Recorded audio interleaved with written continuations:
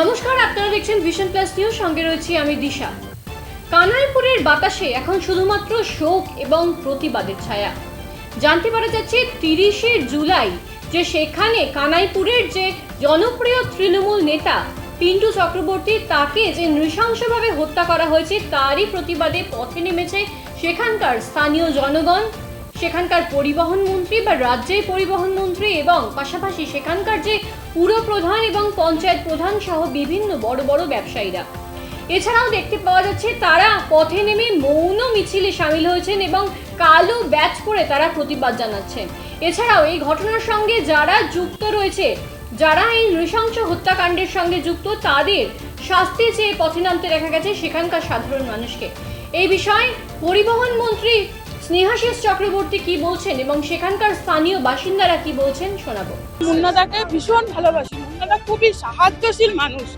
মুন্নাদা নেই, আমাদের মুখে হাসি উড়ে গেছে। আমরা চাই কঠোরতম কঠোর শাস্তি হোক, ফাঁসির দাবি করি আমরা।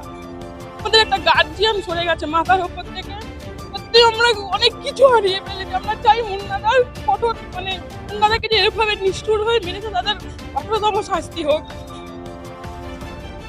আমরা অশান্ত হতে দেব না, আমরা কেউ অশান্ত হতে দেব না। যে শান্ত পরিবেশ তৈরি হয়ে গেছে সেটাকে আর অশান্ত করতে আমরা দেব না। আমরা জনতা আছি, আমরা চাই মুন্নাদার বিচার।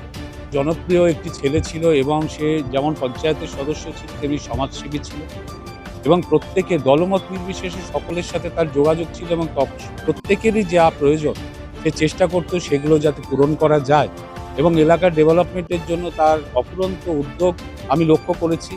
আমি যেহেতু আমার বন্ধু এবং একসাথে পড়াশোনা করেছি, ও ডেভেলপমেন্ট সংক্রান্ত সব বিষয় নিয়ে নিয়মিত আমার সাথে কনসাল্ট করতো এবং সহযোগিতা চাইতো। তো সেখানে আমি কিভাবে তার শত্রু তৈরি হলো এবং সেই শত্রুরা তার প্রাণটাকে কেড়ে নিল অকালে, এর জন্য কানাইপুরের সমস্ত মানুষ আজকে মর্মাহত এবং আমরাও এই যে কষ্ট, যে যন্ত্রণা আমরা পিন্টুর জন্য যে মানসিক যন্ত্রণার মধ্যে আমরা আছি সেটা, এবং তার পরিবারও রয়েছে এবং পিন্টুকে তো আমরা ফিরিয়ে তার পরিবারের হাতে দিতে পারবো না, কিন্তু ইতিমধ্যেই বলে রাখি যে পুলিশ প্রশাসন অত্যন্ত সক্রিয়তার সঙ্গে 72 ঘন্টার মধ্যে দুষ্কৃতীদের গ্রেপ্তার করেছে। এবার প্রশাসন আছে, আইন আদালত আছে, এখানে মানুষ চাইছে সর্বোচ্চ শাস্তি যাতে দুষ্কৃতীরা পায় এবং কানাইপুরের যাতে আইন শৃঙ্খলা ঠিক থাকে। মানুষ জোটবদ্ধ আছে, একসাথে আছে, তাই প্রত্যেকে পথ হেঁটেছে। সব দলেরও মানুষ আছে, ব্যবসায়ী সমিতি আছে, সর্বস্তরের মানুষ পথ হেঁটেছে। এলাকা যাতে শান্তিপূর্ণ থাকে, আইন শৃঙ্খলা যাতে ঠিক থাকে, এরম যেন ঘটনা আগামী দিনে না ঘটে।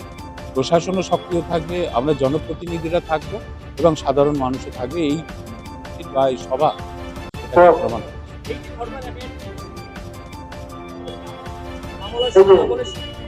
বাম আমলে এরকম সারা বাংলা জুড়ে বড় বড় দুষ্কৃতীরা ছিল। গত 15 বছরে মমতা বন্দ্যোপাধ্যায় রাজত্বে এটা কোথাও ছিল না, তারা কারোদের মধ্যে ছিল এবং কানাইপুর শান্ত ছিল।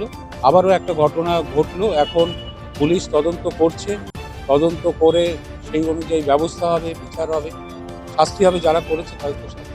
বলছি এইটা 25 বছর যাবৎ চলছে, 25 বছর আগে যাবৎ চলছে।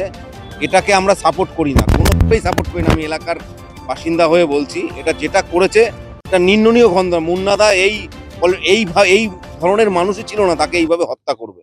আমি রাজু দাস, কানাইপুর কলোনি থেকে বলছি। আমরা ফাঁসি চাই, ফাঁসি, একদম ফাঁসি চাই, বাড়ি ঘর জ্বালিয়ে ফাঁসি চাই। ওদের এলাকায় থাকতে দেব না, এটা আমার একদম যারা এই কাজ করেছে, মুন্নাদাকে যারা হত্যা করেছে, যারা হত্যাকারী, তাদের আমরা থাকতে দেব না।